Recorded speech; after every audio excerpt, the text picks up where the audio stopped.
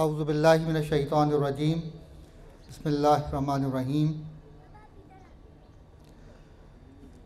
یا ایہا الناس ضرب مثلا فاستمعوا لہ ان الذین تدعون من دون اللہ لن یخلقوا ذبابا ولو اجتمعوا لہ وإن يسلبهم الذباب شيئا لا يستنقذوه منه ضعف الطالب والمطلوب ما قدر اللہ حق قدری ان اللہ لقوی عزیز اللہ یصطفی من الملائکۃ رسلا ومن الناس ان اللہ سمیع بصیر یعلم ما بین ایدیہم وما خلفہم وإلی اللہ ترجع الامور یا ایہا الذین آمنوا ارکعوا واسجدوا واعبدوا ربکم وافعلوا الخیر لعلکم تفلحون وجاہدوا فی اللہ حق جہادہ واجتباکم وما جعل علیکم فی الدین من حرج ملۃ ابیکم ابراہیم وسماکم المسلمین من قبل وفی ھذا لیکون الرسول شہیدا علیکم وتکونوا شہداء علی الناس فاقیموا الصلاة وآتوا الزکاة واعتصموا باللہ هو مولاکم فنعم المولا ونعم النصیر۔ صدق اللہ العظیم۔ حضرات گرامی، جس عنوان کے تحت یہ آیات آپ کے سامنے منتخب کی گئیں، سورہ حج کا آخری رکوع آپ کے سامنے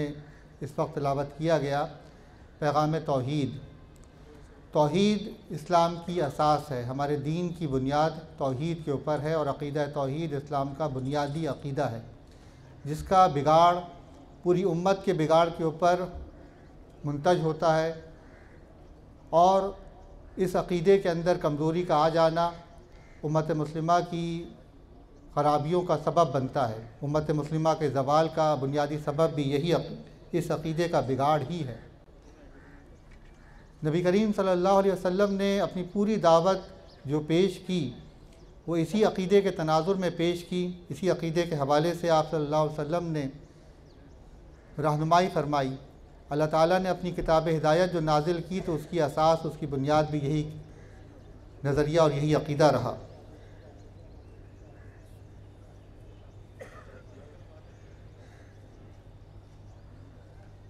آج توحید کا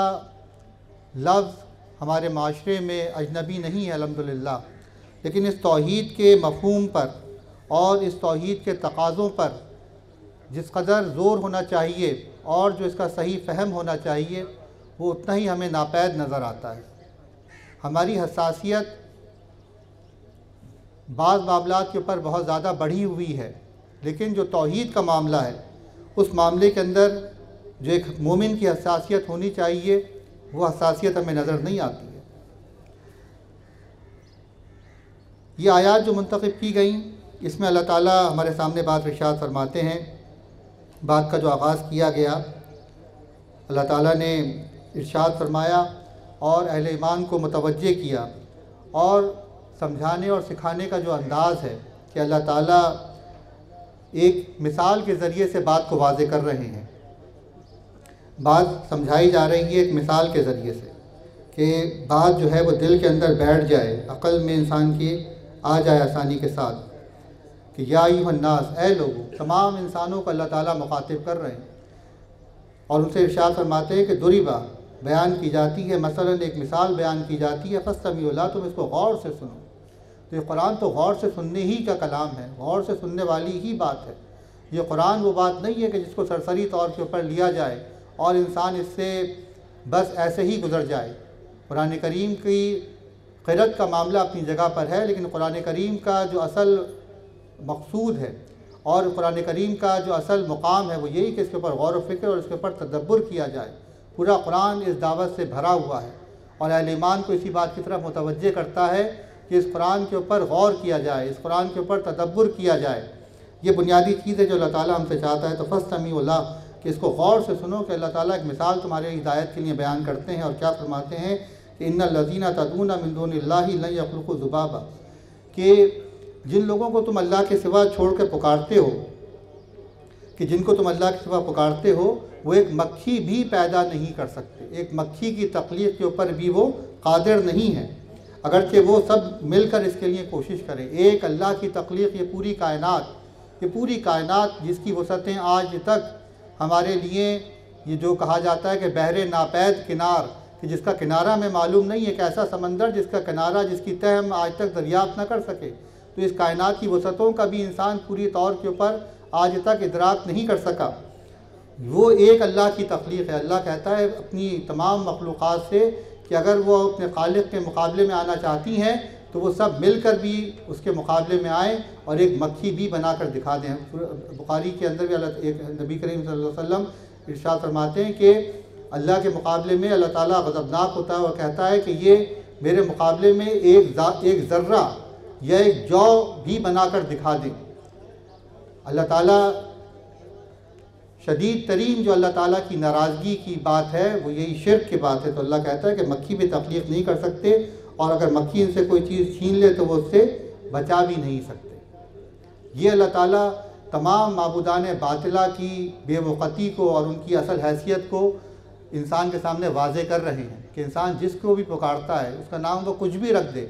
اس کو وہ کسی بھی نام سے پکارے، اور یہ پکار چاہے ہندوانہ معاشرے کے اندر ہو، چاہے مسلمان معاشرے کے اندر ہو، یا کسی بھی معاشرے کے اندر ہو، ہر معاشرے کے اندر اللہ کو چھوڑ کر جس کسی کو بھی مدد کے لیے پکارا جائے گا وہ سب اس کی ذیل کے اندر آ رہے ہیں کہ اللہ کو چھوڑ کر جن کو پکارا جا رہا ہے، جن کا اللہ نے حکم نہیں دیا، جس کی اللہ نے کوئی سند نازل نہیں کی، نبی کریم صلی اللہ علیہ وسلم نے جس کی کوئی وضاحت ہمارے سامنے نہیں کی، اس کو پکارا جائے تو وہ انسان کی مدد کرنے کے اوپر کہیں سے بھی قادر نہیں ہے۔ آج اگر دیکھا جائے تو شرک کا یہ تصور تو ہمارے سامنے موجود رہتا ہے، اور الحمدللہ شرک کا ایک پہلو یعنی توحید کا ایک پہلو جو ہے وہ ہمارے سامنے واضح رہتا ہے کہ سب کچھ اللہ تعالیٰ سے ہونے کا یقین اور غیر اللہ سے کچھ نہ ہونے کا یقین، یہ توحید کا ایک بہت عمدہ پہلو ہے، لیکن یہ توحید کا ایک جز ہے، یہ کامل توحید نہیں ہے۔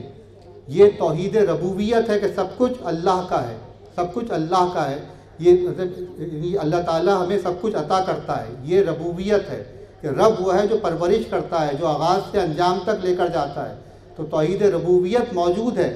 توحید ربوبیت کا تصور موجود ہے، اور الحمدللہ اس کے اوپر بات کرنے والے بھی بڑی تعداد کے اندر موجود ہیں کہ اللہ تعالیٰ ہی ہمیں عطا کرتا ہے، اللہ تعالیٰ ہی جو ہے وہ دینے والا ہے، اللہ تعالیٰ ہی رب ہے، یہ چیز موجود ہے۔ لیکن جو کلمہ ہے، اللہ تعالیٰ نے کیا ارشاد فرمایا کہ لا الہ الا اللہ، اللہ تعالیٰ نے لا رب الا اللہ نہیں کہا، اللہ تعالیٰ نے لا الہ کا، الہ کی بات جو آتی ہے تو الہ کون ہے کہ جس سے محبت بھی کی جائے، جس سے خوف بھی رکھا جائے، امید کا تعلق بھی اسی سے وابستہ کیا جائے، اسی کے ساتھ انسان کی ساری تمنائیں، آرزویں، دعائیں اور جتنے بھی انسانی جذبات ہیں وہ سب کے سب اس ہستی کے ساتھ وابستہ ہو جائیں، اسی کے حکم کو وہ اپنے لیے واجب الاتباع تسلیم کرے، اسی کے قانون کو اپنا قانون وہ بنائے، اور اس کے حکم سے انحراف کو اپنی سب سے بڑی بدنصیبی وہ سمجھے، تو یہ الہ کی بات ہے۔ تو اللہ تعالیٰ ہم سے جو تقاضا کرتے ہیں یہ بات اپنی جگہ پر ہے کہ رب اللہ کو مانا جائے، اور مکمل توحید اس وقت ہوتی ہے کہ جب اللہ کو الہ مان لیا جائے، اللہ رب ہے، کوئی مانے نہ مانے، ہر ایک کو اللہ تعالیٰ جو بت کے آگے سجدہ کرتا ہے اسے بھی اللہ تعالیٰ دیتا ہے، جو مزار پہ جا کے ماتھا ٹیکتا ہے اس کو بھی اللہ ہی دیتا ہے، جو کسی اور کے آگے جا کر اپنی فریاد کی رسی کروانا چاہتا ہے اللہ ہی کے حکم سے سارے کام ہو رہے ہوتے ہیں۔ لیکن بات یہ ہے کہ جس کو انسان نے اپنی مرضی سے اپنا مشکل کشا، اپنا حاجت روا، اپنا فریاد رس مانا، وہ اس کا الہ ہے، وہ اس کا الہ ہے۔ تو اللہ تعالیٰ یہ چاہتا ہے ہم سے کہ مجھے الہ مانو، یہ ہم سے وہ ہمارا امتحان لے رہا ہے، یہ اللہ تعالیٰ کی امتحان کی بات ہے۔ تو توحید مکمل اس وقت ہے کہ جب اللہ تعالیٰ کے ساتھ الہیت کے، الوہیت کے جو معاملات ہیں وہ درست کر لیے جائیں، اور توحید الوہیت کے اندر جو سب سے اہم پہلو جو آ جاتا ہے کہ توحید الوہیت کی بات بھی کی جائے، جو کہ بہت کم کی جاتی ہے، اس کا بھی جو غالب عنصر جو ناپید ہے، جس سے بات بہت کم ہے، وہ توحید حاکمیت کی بات ہے کہ حکم دینا، ان الحکم الا للہ، کہ حکم دینا صرف ایک اللہ کا حق ہے، ایک اللہ کا اختیار ہے، اس کے سوا کسی کو یہ اختیار نہیں دیا جا سکتا، کسی کا یہ حق تسلیم نہیں کیا جا سکتا کہ اللہ کے مقابلے میں وہ اپنا حکم چلائے اور اپنی بات کو نافذ کرنے کی کوشش کرے اور لوگ اپنے سر اس کے آگے جھکا دیں۔ تو یہ طاغوت کی بات جو کی جاتی ہے کہ وَاعْبُدُوا اللَّهَ وَاجْتَنِبُوا الطَّاغُوتَ، کہ اللہ کی عبادت کرو، اللہ کی بندگی کرو، اللہ کے ساتھ اپنے تعلقات کو جوڑو اور طاغوت کا انکار کر دو۔ یہ توحید کا اصل پہلو ہے، توحید کا اصل پیغام ہے۔ توحید مکمل اسی وقت ہے کہ اللہ ہمارا رب بھی ہے اور اللہ ہمارا الہ بھی ہے۔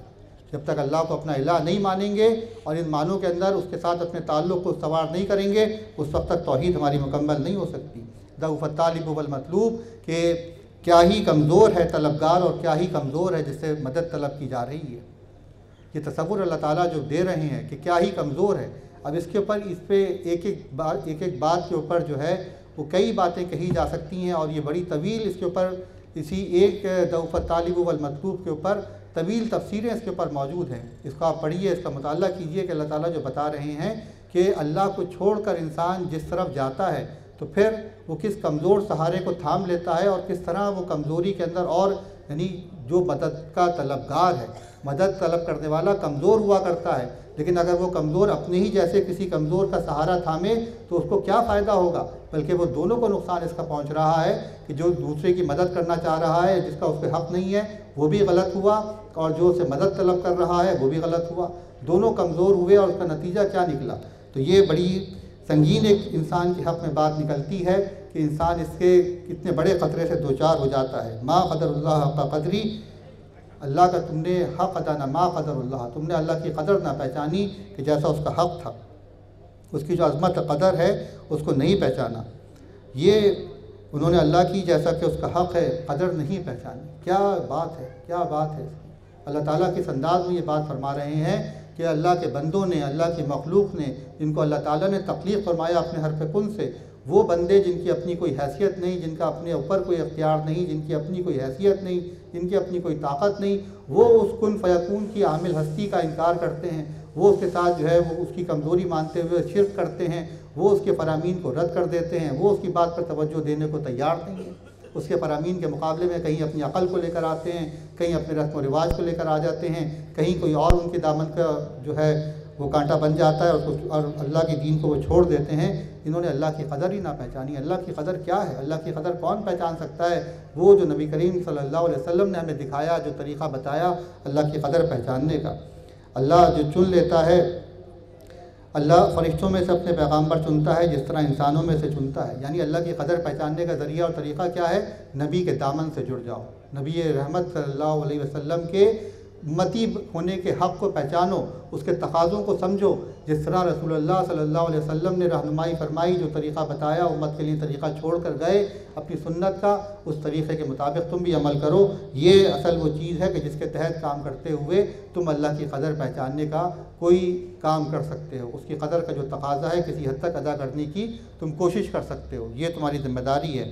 کہ اللہ سے جڑ جاؤ۔ تو اللہ فرشتوں میں سے بھی اپنے پیغامبر چنتا ہے جو انبیاء تک آتے ہیں اور اللہ کا پیغام انبیاء تک منتقل کرتے ہیں، اور وہ انبیاء جو ہیں وہ کھڑے ہوتے ہیں بشیر و نذیر بن کر، خبردار کرنے والے اور خوشخبری سنانے والے، ڈرانے والے بنا کر، اور امت تک اللہ تعالیٰ کے پیغام کو منتقل کر دیتے ہیں کہ اللہ تعالیٰ نے چھوڑ نہیں دیا انسانی عقل کے اوپر کہ سوچتے رہو، بھٹکتے رہو، فلسفیوں کی طرح گمان کی وادیوں کی سیر کرتے رہو، کبھی یہاں کبھی وہاں، اور کبھی صحیح بات کہو، کبھی غلط بات کہو، اور کبھی صحیح اور غلط کا آمیزہ کہتے رہو، اور تمہاری سمجھ میں یہ نہ آئے کہ فلسفی کو بحث کا سرا ملتا نہیں، ڈھونڈتا جاتا ہے، خدا ملتا نہیں، کہ خدا کی تلاش میں انسان سرگرداں ہے۔ تو اللہ تعالیٰ نے اپنے آپ کو پوشیدہ کیا، لیکن اپنی ایسی نشانیاں دنیا کے اندر بھیج دیں، ایسی علامات بالکل واضح طور کے اوپر راستے کی متعین کر دی کہ انسان کے گم ہونے کا، انسان کے گمراہ ہونے کا کوئی امکان باقی نہ رہے، سوائے اس کے جو خود گمراہی کے راستے پہ چلنا چاہے۔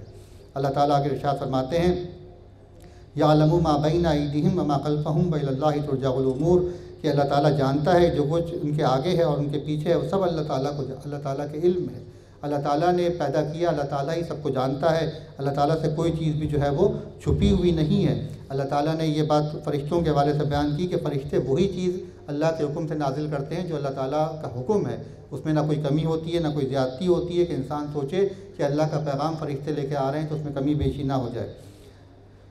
یا اب اس کے بعد اللہ تعالیٰ نے یہ توحید کے فکری تقاضے بتا دیے کہ اللہ تعالیٰ سے وابستہ ہو جاؤ، اس وابستگی کی بنیاد کیا ہو کہ اللہ ہی کو علیم و قدیر بھی سمجھو، اللہ تعالیٰ ہی کو خالق بھی سمجھو، اللہ تعالیٰ ہی کو رب اور الہ بھی مانو، کہ اللہ تعالیٰ ہی سب کچھ عطا کرتا ہے اور اللہ تعالیٰ ہی کا سب کچھ ہے، اللہ تعالیٰ ہی کی عطا میں سے جو کچھ میں استعمال کروں گا، اس کا تصرف کروں گا، اس تصرف کو، اس استعمال کو اللہ تعالیٰ کے بتائے ہوئے طریقے کے مطابق میں کروں گا، اور جو اللہ تعالیٰ کے مقابلے میں اپنے حکم چلانے کے اور اپنی ملکیت کے، اپنی خدائی کے، اپنی بڑائی کے، اپنے اختیارات کے مدعی ہیں، میں ان سب کا باقی ہوں، میرا کسی سے کوئی تعلق نہیں ہے۔ یہ فکری لحاظ سے تم کھڑے ہو جاؤ، فکری لحاظ سے اپنے آپ کو درست کر لو، اپنی عقیدے کی اصلاح کر لو۔ اب اس عقیدے کے مطابق جو تمہیں عمل کرنا ہے، یہ عقیدہ بھی ایک عمل ہے، لیکن جو عملی زندگی کے عقیدہ میرے ذہن کا معاملہ ہے، اپنے ذہن کو مجھے تبدیل کرنا ہے۔ اس تبدیل شدہ ذہن کے ساتھ اب تبدیل شدہ جو شخصیت ہمارے سامنے آئے گی، وہ کام کیا کرے گی؟ اللہ تعالیٰ ارشاد فرماتے ہیں یا ایھا الذین آمنوا ارکعوا واسجدوا، رکوع اور سجدہ کرو، یعنی عبادت اللہ تعالیٰ کی، عبادت رب۔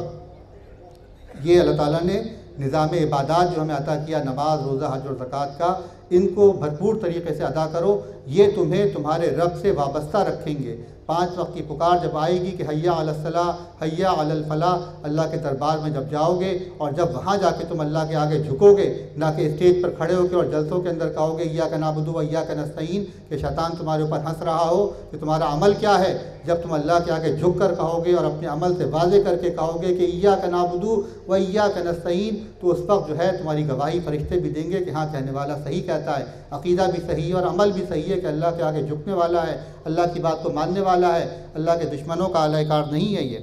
تو اللہ تعالیٰ کہتا ہے کہ رکوع اور سجدہ کرو اور اس کے ساتھ کرو۔ اللہ تعالیٰ پھر وضاحت کر دیتے ہیں کہ نہیں، دین تمہارا ختم یہاں نہیں ہو گیا۔ بھائی نماز پڑھ لی، روزہ رکھ لیا، حج کی اللہ نے توفیق دے دی تو بھائی حج بھی کر لیا، اور زکوٰۃ اگر اللہ نے توفیق استطاعت دی ہے تو زکوٰۃ بھی ادا کر دی، اب دین تمہارا مکمل ہو گیا۔ نہیں، مکمل نہیں ہوا تمہارا دین، یہ تو تمہیں دین کے اوپر رکھنے کے لیے نظام رکھا گیا۔ دین پہ عمل کرنے کے معاملات تو اس سے بہت آگے کے معاملات ہیں۔ آج ہمارا المیہ یہ ہوا کہ ہم اس بات کے اوپر مطمئن ہو کے بیٹھ گئے کہ نماز، روزہ، حج، زکوٰۃ، یہ دین ہمارا مکمل ہو گیا۔ ایک اچھے مسلمان کی شناخت جو بن گئی، بھئی نماز پڑھ لیتا ہے اور ان عبادات کی پابندی کر لیتا ہے، اس کے علاوہ تو دین کے تقاضے اور دین کے فرائض یہ تو کچھ مولویوں کے یا مولوی بھی نہیں ہے، کچھ اور لوگوں کے ایجاد کردہ چیزیں ہیں جن کا تعلق نہیں۔ اللہ تعالیٰ واضح طور پہ یہاں فرماتے ہیں کہ رکوع اور سجدہ کرو اور اللہ کی عبادت کرو، یعنی عبادت رب اس سے بہت وسیع چیز ہے۔ تو یہ بڑا طویل عنوان ہے کہ عبادت رب، عبادت رب انسان کی پوری زندگی ہے، اپنی پوری زندگی کو اللہ کی بندگی میں دے دو، یہ توحید کا تقاضا ہے۔ اللہ تعالیٰ کی مرضی کے مطابق بسر کرو۔ پھر اس کے بعد الگ سے پھر کہا وَافْعَلُوا الْخَيْرَ، یعنی دیکھیے نظام عبادات کو الگ کیا، اس کے بعد اللہ تعالیٰ نے عبادت کو اپنی الگ کیا، اور عبادت کے اندر بھی پھر خصوصیت کے ساتھ کہا وَافْعَلُوا الْخَيْرَ، کہ بھلائی کے کام کرو، کہ تم جو عبادت کر رہے ہو تو اس کا اثر معاشرے کے اوپر بھی تمہارے نظر آئے، معاشرے میں اجتماعی جد و جہد خیر کے فروغ کی جو کی جائے۔ خیر کے فروغ کی ایک جد و جہد تو یہ ہے کہ پڑوسی تمہارا بھوکا نہ سوئے،